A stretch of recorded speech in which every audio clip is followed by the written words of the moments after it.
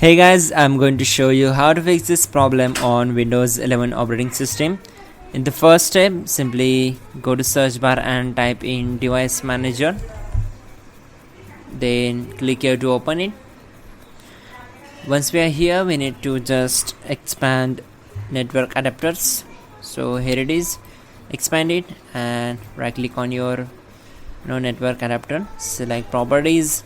Then go to drivers tab and select update drivers. Firstly, we will select this icon. Then the base drivers will be installed. Then close this window. Again click on update drivers. Select browse my computer. Then select this one. Check this and click on next. And this will take some time to complete the process. Once done, the Windows has successfully updated your drivers. So once you get this window, just close all windows one by one and move to the next method.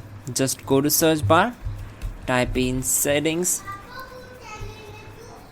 and click on network and internet. And on this window we need to just scroll down and expand proxy. Once we are here, we need to disable this option. Then from use setup script, click on setup and just keep this disabled. Click on save. And from manual proxy setup, select this and make sure this is disabled.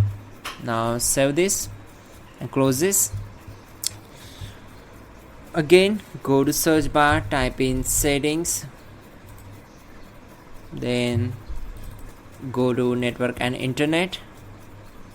Once we are here, just scroll down and click on advanced network settings. Then scroll down and select network reset, and from network reset we need to click on reset now and select as.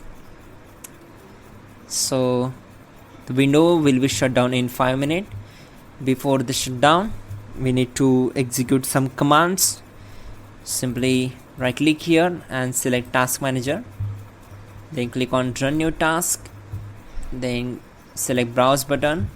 Go to this PC, open C drive, then open Windows folder.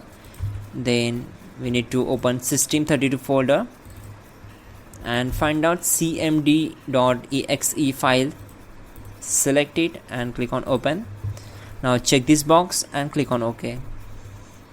So once we are here, we need to execute some commands here. Simply type in netsh intip reset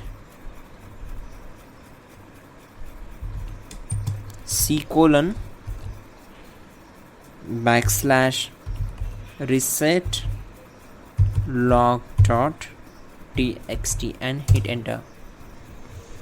Now type in netsh winsock reset and hit enter. Then type in ipconfig /flush DNS. Then type exit to close the command prompt window. Once done, we need to simply restart your system and your problem will be solved.